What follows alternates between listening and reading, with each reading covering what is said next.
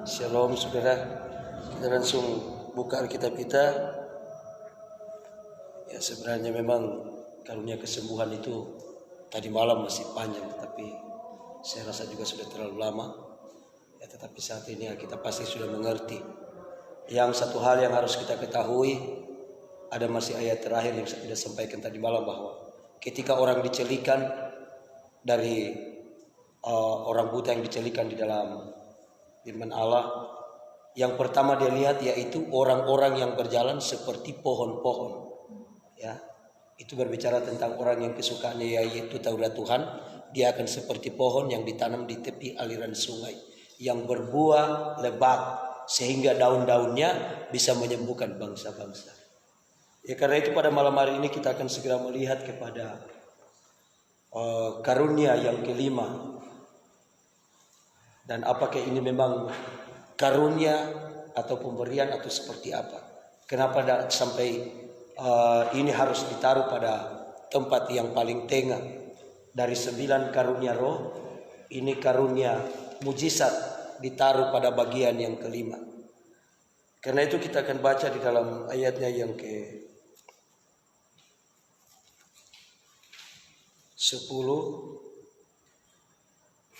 Ayatnya yang ke-10 bagian A.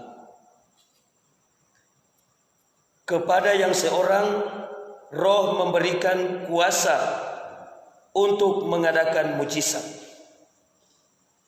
Nah saudara, di dalam 9 karunia roh, hanya 7 yang disebutkan dalam kebenaran firman Allah. Karunia, diberikan karunia, memberikan karunia. Tetapi ada 2 yang tidak disebut diberikan karunia, tetapi diberikan iman. Kemudian yang kita baca saat ini, diberikan kuasa untuk mengadakan mujizat. Tetapi ingat saudara bahwa di sana dikatakan bukan karunia mujizat, bukan berikan mujizat, tetapi diberikan kuasa untuk mengadakan mujizat. Jangan sampai kita salah, kita katakan bahwa karunia mujizat, ya. Karunia diberikan kuasa untuk mengadakan mujizat. Yang pertama-tama kita harus pelajari mujizat itu apa. Mujizat adalah sebuah peristiwa di luar nalar manusia. Suatu peristiwa yang tidak mungkin terjadi sesuai dengan pikiran manusia. Seperti orang yang sudah divonis oleh dokter tidak akan sembuh lagi, tetapi tiba-tiba dia berdiri bersaksi di gereja.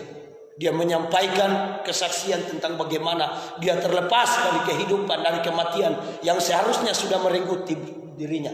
Nah itu dokter pasti akan terheran-heran, ataupun keluarga pasti akan terheran-heran ketika seorang yang sudah divonis oleh dokter tidak akan sembuh lagi, tetapi kok masih bisa berdiri, masih bisa menyaksikan cinta dan kemurahan Tuhan, bagaimana pertolongan Tuhan di dalam kehidupannya.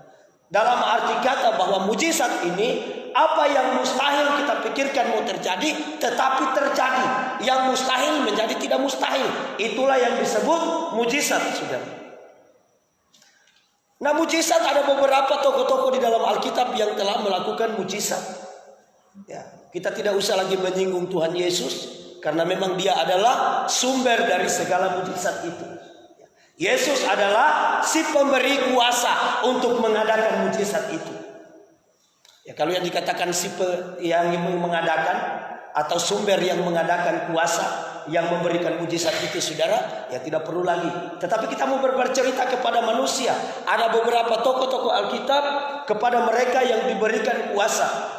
Dan juga nanti akan sampai kepada kita, bahwa kita juga memiliki hak yang sama, seperti yang dimiliki oleh para nabi, para rasul, para tokoh-tokoh yang ada di Alkitab. Karena itu kita akan pertama melihat yaitu oleh Rasul Paulus dalam Kisah pasal yang ke-19 ayat yang ke-11.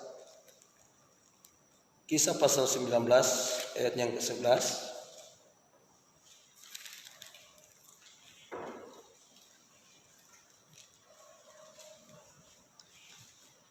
Firman Allah berkata, oleh Paulus Allah mengadakan mujizat-mujizat yang luar biasa. Ayat yang ke-12.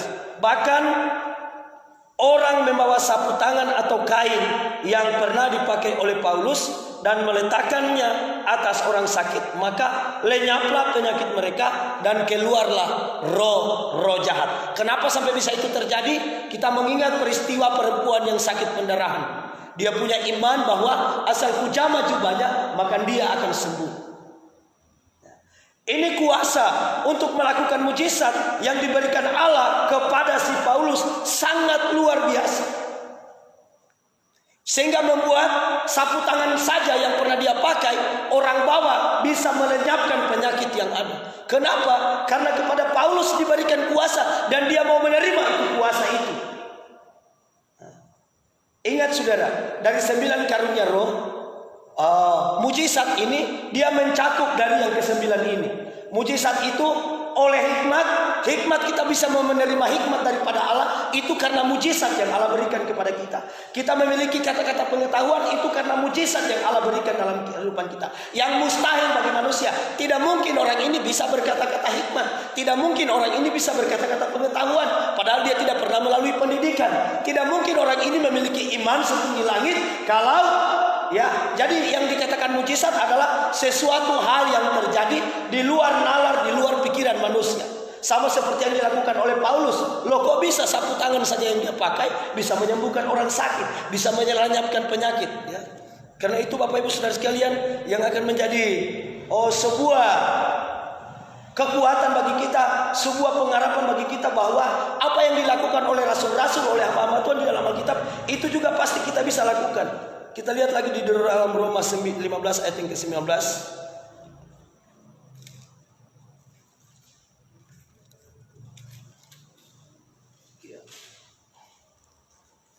Roma pasal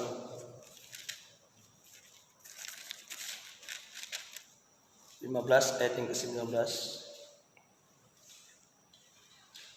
Apa yang dibuat oleh Rasul Paulus ketika dia diberikan kuasa oleh Allah untuk melakukan mujizat? Oleh kuasa tanda-tanda dan mujizat-mujizat dan oleh kuasa roh, demikianlah dalam perjalanan keliling aku dari Yerusalem sampai ke Dirikum, aku telah memberitakan sepenuhnya Injil Kristus. Ya, sekali saya baca, oleh kuasa tanda-tanda dan mujizat-mujizat dan oleh kuasa roh, demikianlah dalam perjalanan keliling dari Yerusalem sampai ke Dirikum, aku telah memberitakan sepenuhnya Injil Kristus. Nah, oleh kuasa ini yang diberikan oleh Tuhan, oleh Allah tadi yang kita baca di dalam Kisah pasal 19 ayatnya yang kita baru baca tadi, saudara, itu menjelaskan bahwa itu digunakan oleh Paulus untuk memberitakan Injil, untuk berjalan keliling menyampaikan kebenaran firman Allah, bahwa oleh kuasa mujizat yang diberikan kepada rasul-rasul, khususnya Paulus itu akan meneguhkan setiap firman yang dia sampaikan kepada orang-orang yang sempat dia kunjungi untuk dia sampaikan kebenaran firman Allah. Bahwa tanda-tanda itu akan menyertai, yaitu kuasa mujizat itu menyertai perjalanan Rasul Paulus, sehingga di dalam setiap dia menyampaikan kebenaran firman Allah, maka dia akan diteguhkan oleh kuasa, oleh mujizat yang selalu terjadi mengiringinya. Seperti salah satunya tadi yang kita baca, yaitu sapu tangannya bisa menyembuhkan orang yang sakit. Hanya dengan sapu tangan orang yang mau, umpamanya saya punya sapu tangan, saudara, kepada saya diberikan kuasa untuk mengadakan mujizat, Ibu Damaris datang ambil sapu tangan, itulah yang dia pakai untuk pergi melenyapkan penyakit-penyakit, menyembuhkan penyakit-penyakit yang terjadi kepada orang-orang yang sakit. Nah, saudara, kemudian kita lihat lagi di dalam kisah Stefanus, dalam kisah 6 ayat yang ke-8. Kisah 6 ayat yang ke-8 sampai ayat yang ke-11.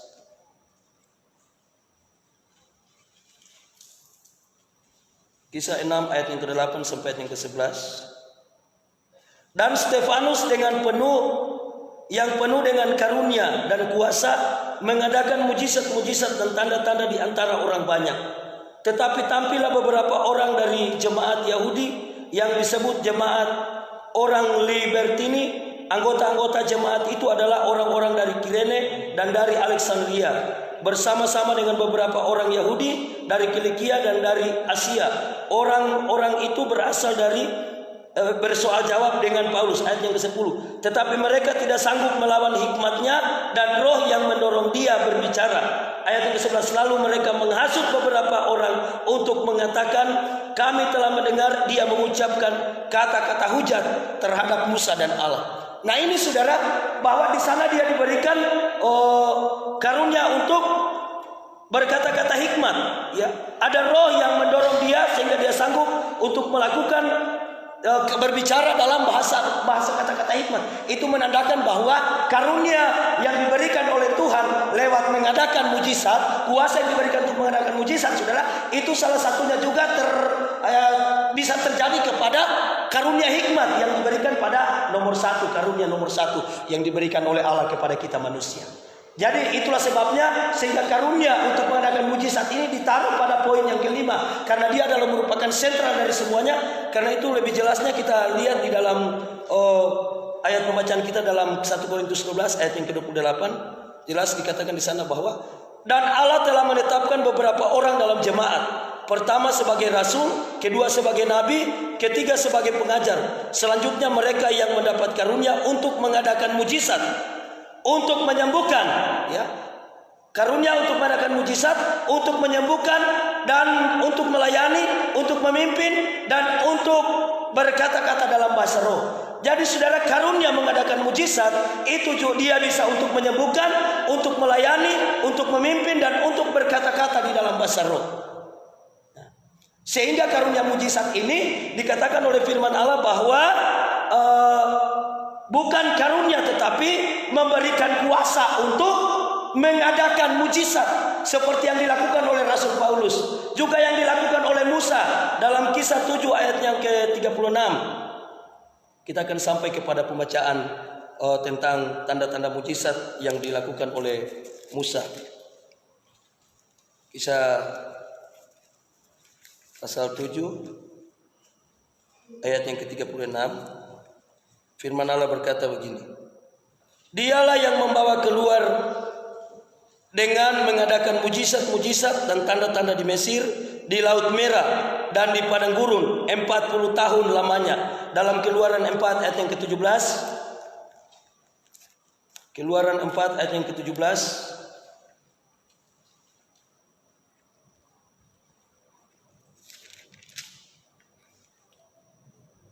Firman Allah berkata, dan bawalah tongkat ini di tanganmu yang harus kau pakai untuk membuat tanda-tanda mujizat.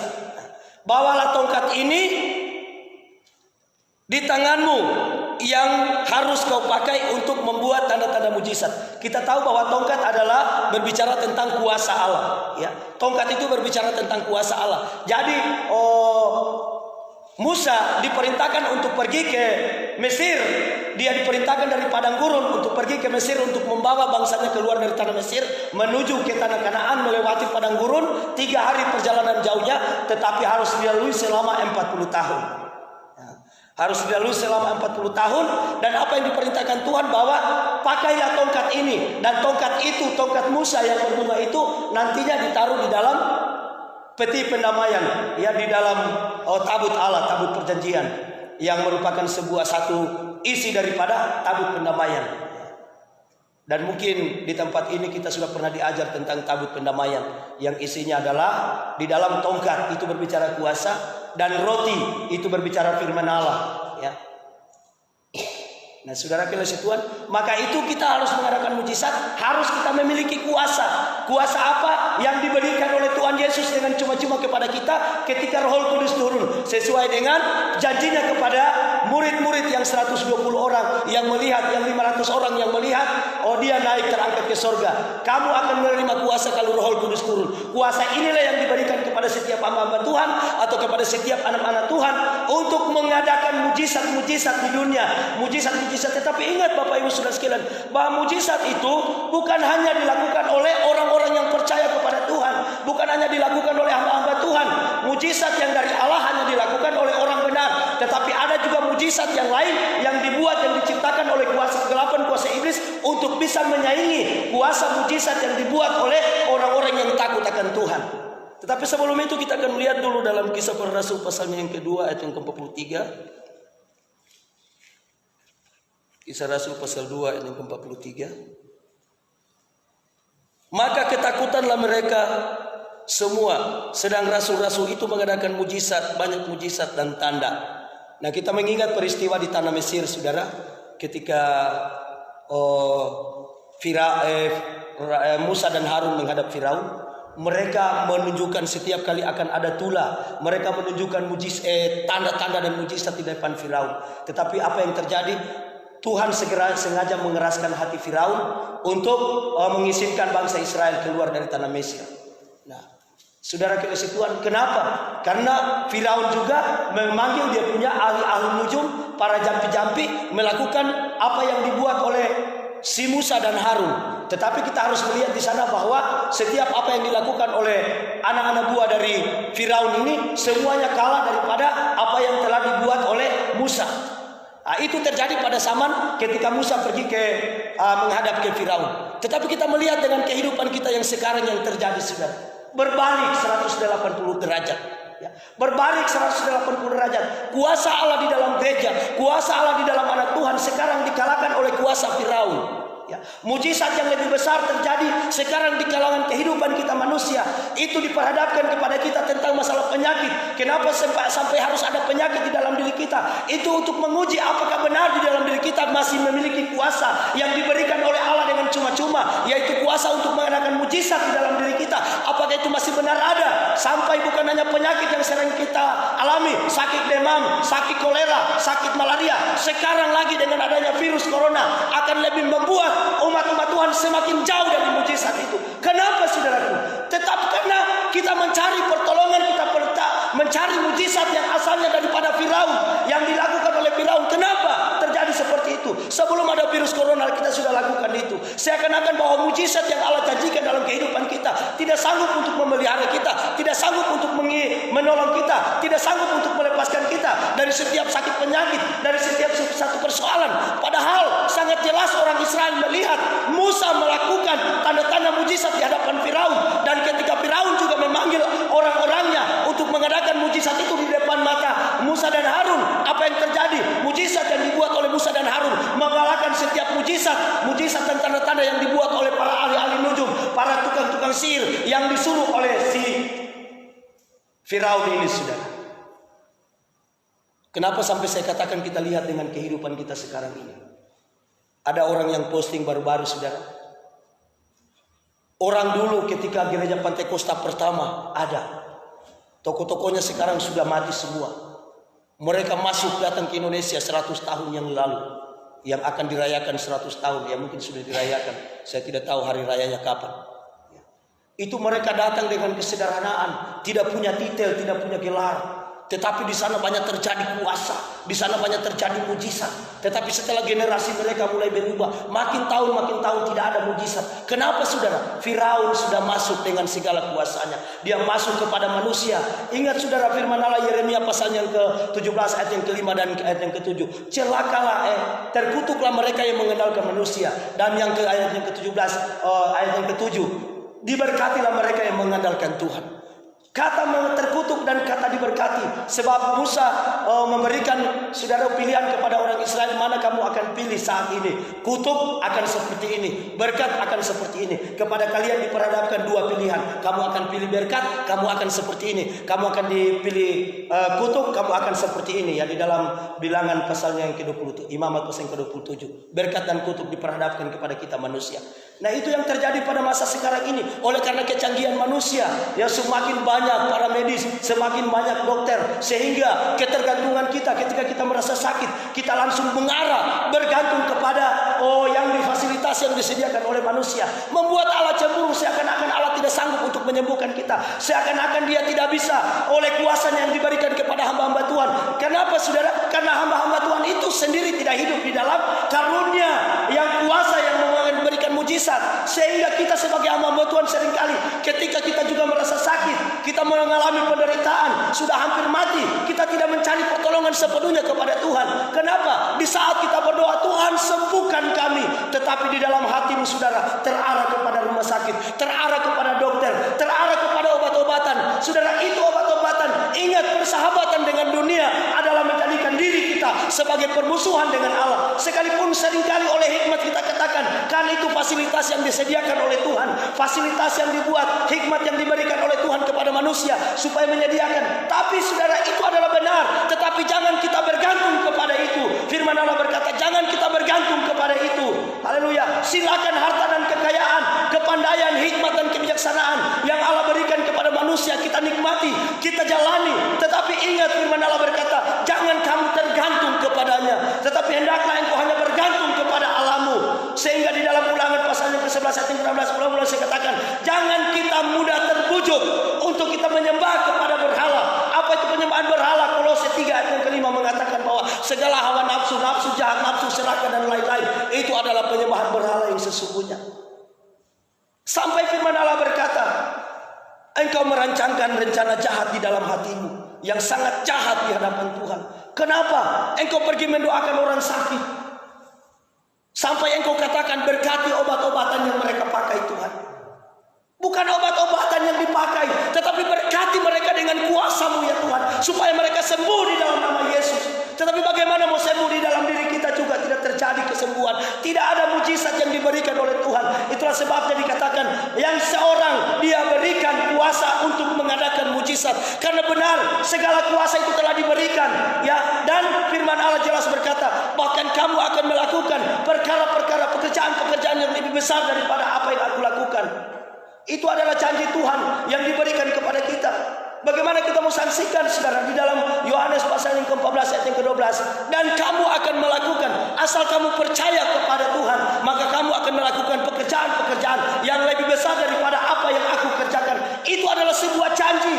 Tetapi karena manusia kita terlalu pandai, sudah dikontaminasi oleh hikmat akal budi kepikiran manusia, sehingga seringkali kita akan mengatakan ketika kita menderita sekarat sakit saudara, kita mengatakan gunakan hikmat yang diberikan oleh Allah, sehingga kita mencari pertolongan kepada Firaun, kita mencari pertolongan kepada ahli nujum, kita mencari pertolongan kepada tukang-tukang jampi yang mereka juga bisa melakukan mujizat. Tetapi ingat, mujizat mereka dikalahkan. Kita lihat sekarang dengan adanya virus corona, apa saudara yang dilakukan oleh manusia? Mereka tidak mencari pertolongan kepada Tuhan, tetapi mencari pertolongan kepada manusia. Terkutuklah, Tuhan sudah katakan. Sekalipun saudara semua fasilitas yang dibuat itu didapat oleh karena berkat Tuhan, oleh karena kasih Tuhan, saudara kasih Tuhan. Tetapi ingat Bapak di saudara kasih Tuhan, bahwa mujizat yang sesungguhnya itu adalah kita sanggup untuk memberi berkata-kata hikmat, kita sanggup untuk berkata-kata dalam pengetahuan, kita sanggup untuk melakukan iman, kita sanggup untuk menyembuhkan, karunia kesembuhan, kita sanggup untuk berbahasa roh, yaitu ketika ada mujizat. Karena apa di sana dikatakan yang seorang diberikan kuasa untuk mengadakan mujizat. Kuasa ini yang disebut saudara di dalam Kisah Para Rasul 1 ayat 8. Kamu akan menerima kuasa. Kuasa apa? Kuasa yang ada pada Yesus Kristus, yang Dia sendiri telah berkata, bahkan kamu akan melakukan pekerjaan-pekerjaan yang lebih besar daripada aku. Apa itu saudara? Orang mati akan bangkit. Sudah 4 hari Lazarus mati di kubur, tetapi dia masih bangkit keluar. Orang yang janda muda punya anak yang dinaik, sementara dalam perjalanan untuk pergi dikuburkan, dia bangkitkan saudara dari antara orang mati tanpa harus ada iman daripada dia. Dan orang yang buta, orang yang sakit pendarahan, hanya dengan memegang jubahnya saja, maka dia menjadi sembuh. Itulah kuasa yang ada pada Yesus. Sehingga ketika si yang pendarahan ini dia memegang jubah Yesus, Yesus merasakan ada kuasa yang keluar dari dirinya. Apakah benar dia merasakan kuasa? Tetapi dia tahu bahwa ada orang yang membutuhkan kuasa di belakangnya, yang datang merayap dari belakangnya untuk datang mengambil, memegang jubahnya, sehingga di situ dia rasakan ada kuasa. Padahal sebenarnya memang kuasa itu keluar masuk dalam perempuan itu, sehingga dia menjadi sembuh. Haleluya. Kita lihat saudara keadaan kita di dalam kehidupan ini. Siapa sih? Saya mengimani untuk saya tidak sakit, tetapi bukan berarti saya tidak akan sakit. Sekali lagi kita mengimani, karena penyakit seperti Ayub. Ayub itu dia mengimani bahwa dia akan hidup, sampai dia hidup saleh di hadapan Tuhan. Dia hidup takut akan Tuhan, supaya Tuhan terus memberkati hidupnya. Itu Ayub. Tidak mungkin manusia akan hidup takut kepada Tuhan kalau dia tidak ingin supaya diberkati oleh Tuhan kehidupannya, dihindari dari segala macam-macam persoalan. Tetapi ingat, ketika Tuhan izinkan itu terjadi dalam diri kita saudara, Ketika kita mengalami penyakit, jangan juga kita segera berputus asa. Tetapi Tuhan akan menguji di mana pertolongan yang engkau akan cari. Apakah engkau sama seperti Raja Daud yang berkata, ku calayangkan pandangku ke gunung-gunung, ku coba cari pertolongan, tetapi tidak kudapat. Selain pertolonganku hanya daripada Tuhan yang menjadikan langit dan bumi. Itulah pertolongan yang sesungguhnya kepada kita. Seringkali kita hamba Tuhan, umat Tuhan, ketika kita didoakan kita tidak sembuh, kita belum sembuh, saudara. Itu adalah sebuah proses yang mau Tuhan tunjukkan dalam kehidupan kita. Apakah kita taat? Kata taat ini sangat penting di dalam diri kita. Kata taat. Kenapa? Karena kepada kita telah diberikan karunia untuk mengadakan mujizat yang mustahil, sama seperti yang terjadi kepada Hizkia. Ya, Hizkia sudah disampaikan langsung firman Tuhan. Hizkia, sampaikan pesan terakhirmu kepada keluargamu, karena engkau saat ini sakit, engkau tidak akan sembuh lagi. Tetapi karena dia pikir, saudara, kepada dia diberikan kuasa, maka dia berdoa kepada Tuhan. Ingat, saudara, bahwa mujizat itu juga kita temukan bukan hanya sekedar dari kata-kata kita, dari sekedar dari tindakan kita, tetapi harus kita barengi dengan berdoa. Karena segala sesuatu itu, namanya kita manusia, kita harus berdoa. Itulah sebabnya Tuhan Yesus tunjukkan bahwa ketika dia akan melakukan mujizat, dia harus selalu berdoa dulu. Seperti peristiwa dia memberi makan 5.000 orang dan 4.000 orang, dia mengucap syukur dulu kepada Bapa di sorga, maka terjadi mujizat itu. Sekarang kepada kita, ya Bapak Gembala mungkin selalu mengeluh sakit-sakit begini. Kepada kita diperhadapkan sebuah ujian. Jangan juga kita katakan bahwa kita sakit itu karena ada dosa. Kita selidikilah hati kita, dan Allah yang maha menyelidiki hati kita.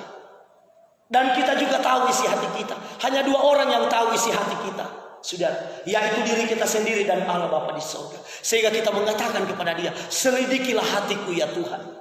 Karena hanya 2 orang, hanya 2 pribadi yang mengetahui hati setiap manusia, dirinya sendiri dan Allah sendiri. Tidak mungkin manusia akan membohongi hatinya.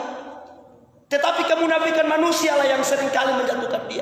Ketika kita sakit, bukan berarti Tuhan tidak datang menolong kita, tetapi Tuhan akan menguji. Engkau yang selalu mengatakan Allah itu maha kuasa, Allah itu dahsyat, Allah itu penyembuh, Allah itu tabib yang ajaib, tapi engkau berdusta di hadapan Tuhan.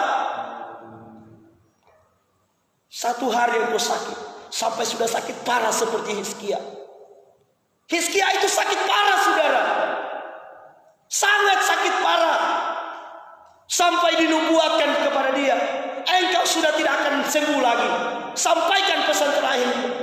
Dan apa yang dia lakukan? Dalam keadaan dia tidak berdaya, dia berbalik badan.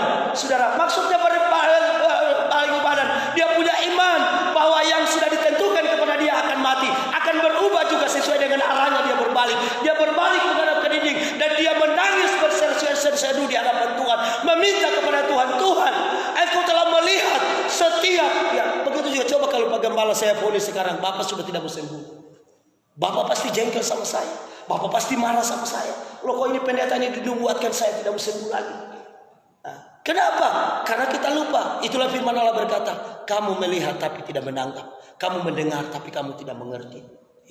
Kamu melihat ada mujizat terjadi, bahkan mungkin kamu pernah melakukan. Orang yang sudah divonis oleh dokter tidak akan sembuh lagi, engkau yang pergi doakan sembuh. Tetapi ketika itu menimpa engkau penyakit itu, engkau segera luntur, engkau segera kendor, engkau segera langsung beralih mencari pertolongan kepada Firaun, kepada para ahli-ahli nujum. Ya ingat saudara, ahli-ahli nujum bukan tukang-tukang sihir yang seperti yang dimaksud dalam perjanjian lama, tetapi maksudnya kita mencari pertolongan kepada fasilitas yang dibuat oleh dunia. Kita lihat sekarang, sedangkan orang-orang yang hebat seperti Amerika, Inggris yang lebih parah, karena dia punya tingkat kematian dengan tingkat kesembuhan sangat beda jauh antara langit dan bumi.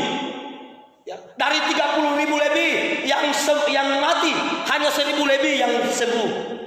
Nah, kalau seperti Amerika masih seimbang. Kita Indonesia masih lebih banyak yang sembuh daripada yang sakit. Sembuh daripada yang mati. Haleluya. Lebih banyak yang sembuh daripada yang mati. Tetapi kita segera gelisah. Saya katakan, kalau kita tidak rubah kita punya paradigma sekarang, kita harus sadarkan Tuhan. Kita harus kembali beribadah ke gereja untuk datang dalam persekutuan. Sebab di dalam sebuah persekutuan itu ada kekuatan Allah di sana. Kita saling mengingatkan, saling meneguhkan iman, saling mendorong satu dengan yang lain, bahwa Allah memberikan kepada kita kuasa untuk mengadakan mujizat, termasuk menjadikan corona yang sekarang ada menjadi tidak ada. Haleluya. bahwa corona itu makhluk hidup.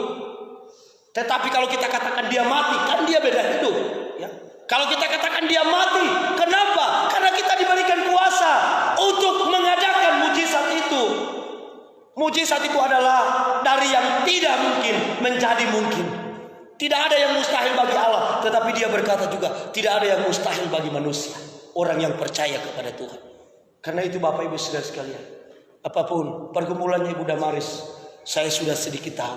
Pergumulannya Ibu Tabita, pergumulan kita semua, termasuk anak-anak ini kita punya pergumulan. Mungkin kita belum terlalu sanggup untuk dididik, kita belum terlalu sanggup untuk diajar. Tapi tidak ada yang mustahil bagi Tuhan. Ketika Allah memberikan kuasa kepada kita untuk melakukan mujizat, Dia bisa merubah hati kita yang keras.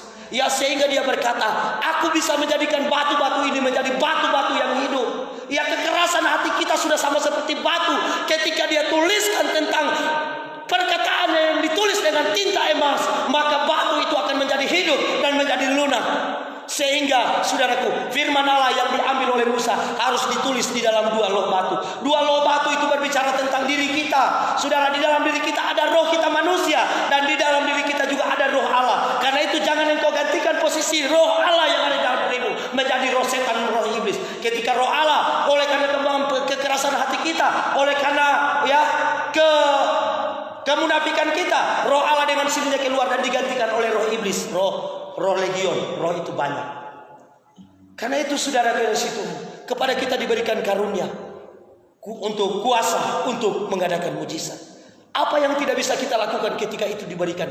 Kapan kita diberikan? Ketika Roh Kudus turun. Kalau memang benar ada Roh Kudus di dalam dirimu, saudara, saya ragu, saya tanda tanya ketika saudara berbahasa roh, tetapi saudara selekas mundur ketika saudara menghadapi persoalan.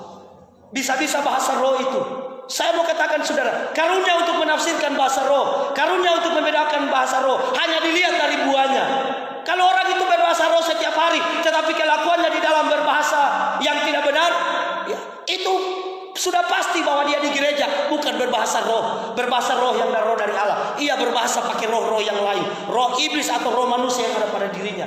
Ya, itu karunia untuk membedakan bahasa roh sebenarnya sudah ada pada kita. Karena apa? Kita hanya tahu saja, bukan kita membedakan begini. Ini berbahasa roh. Oh, Ibu Damaris bahasa rohnya dari Allah. Ibu Tabita bahasa rohnya dari manusia.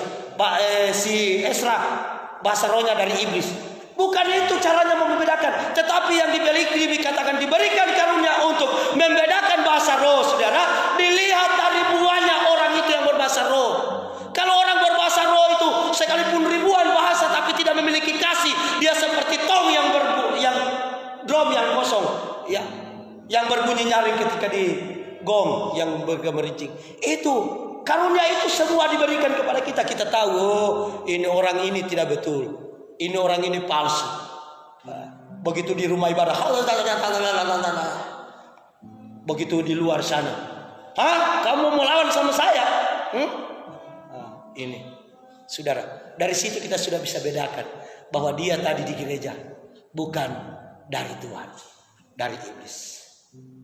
Karunia kita diberikan kuasa untuk mengadakan mujizat. Siapapun kepada kita. Jadi saya mau simpulkan, saudara. Sekalipun firman Allah kepada yang seorang diberikan, ternyata sudah 9 karunia roh itu bisa diberikan kepada kita semua. Kesimpulannya yaitu dari karunia yang kelima ini, mengadakan mujizat. Karena dengan mengadakan mujizat dia sudah mencakup yang ke-8 lainnya. Itulah sebabnya dia dipilih oleh Tuhan, ditaruh pada bagian yang paling tengah, urutan yang kelima. Ya. Saya ingin saudara supaya kita lihat juga. Siapa tahu saat ini kita dibukakan kenapa. Kita baca dulu Galatia 5 ayat yang ke-22. Kita sedikit pelajari, saudara.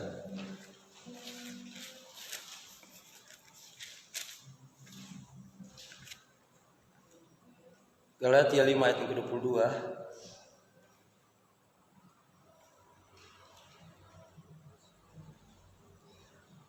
Tetapi buah roh ialah kasih, sukacita, damai sejahtera, kesabaran, kemurahan, kebaikan, kesetiaan, kelemah lembutan, penguasaan diri. Tidak ada hukum yang menentang hal itu. Nah, jadi ini ada 9 buah roh, saudara. Itu yang bisa jadi dasar bagi kita untuk membedakan bahasa roh. Ya. Apakah ini Ibu Dina tadi berbahasa roh dari Tuhan kah atau tidak? Sinolpi, apakah berbahasa roh dari Tuhan kah tadi atau tidak?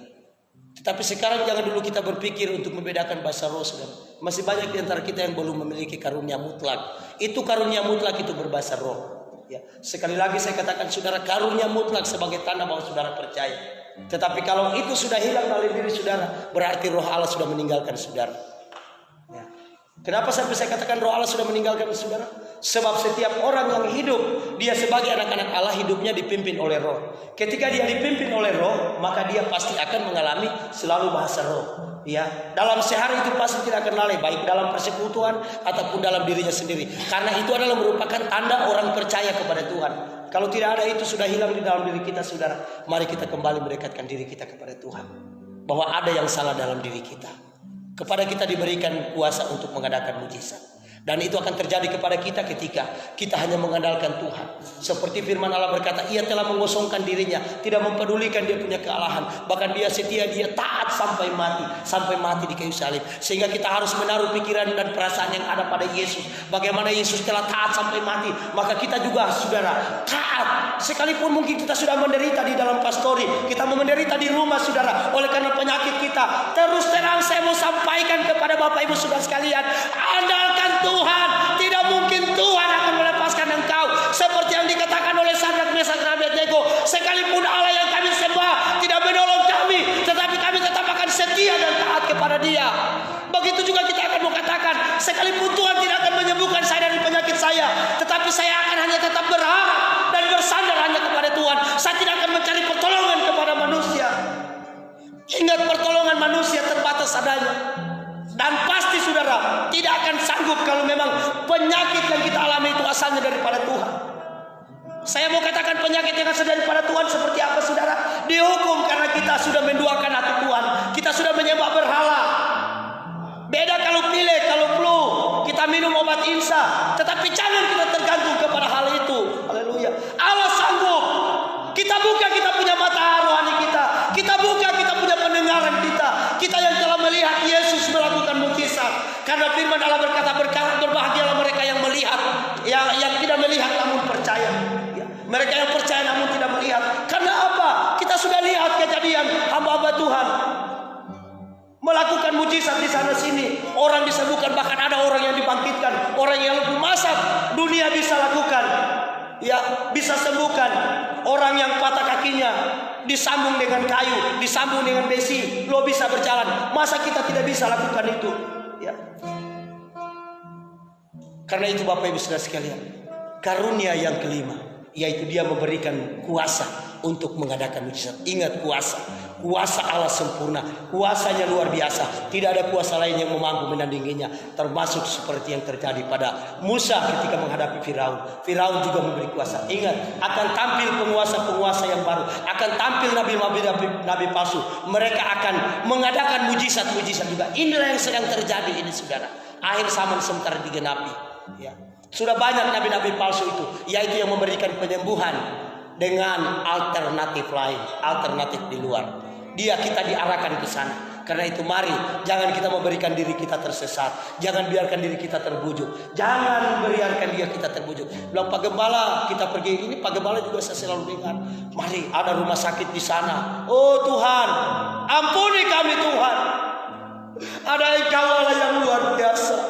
Ada Engkau Allah yang hebat. Engkau sanggup Tuhan. Dan sampai hari ini aku tetap percaya. Kami tetap percaya bahwa Engkau Allah yang Maha Kuasa. Tidak ada yang mustahil bagimu Tuhan. Itulah yang harus ada di dalam diri kita. Mungkin kita hampir mati. Mungkin kita hampir sudah sekarat. Tinggal satu-satu kita punya napas. Tetapi kalau masih ada kata pengharapan bahwa engkau tetap percaya bahwa Tuhanmu sanggup menolong engkau sama seperti Hizkia, maka engkau akan datang dan disembuhkan dan dipulihkan oleh Tuhan. Itu akan terjadi. Kita lihat kuasa ini, kita lihat mujizatnya ini. Kalau kita benar-benar memiliki ini, diberikan kuasa untuk melakukan mujizat, maka kita akan melihat mujizat itu terjadi di dalam diri kita. Percaya bahwa tidak ada yang mustahil bagimu ketika engkau percaya kepada Dia. Karena itu telah diberikan kepada engkau cuma-cuma sembuhkan orang sakit, sembuhkan orang lumpuh, sembuhkan orang buta, carikan mata orang buta, buat semua orang terlepas dari segala persoalan. Maka itu diberikan kepada kita cuma-cuma, kita memberikan juga dengan cuma-cuma. Tuhan Yesus akan memberkati kita semua. Amin dan amin. Haleluya.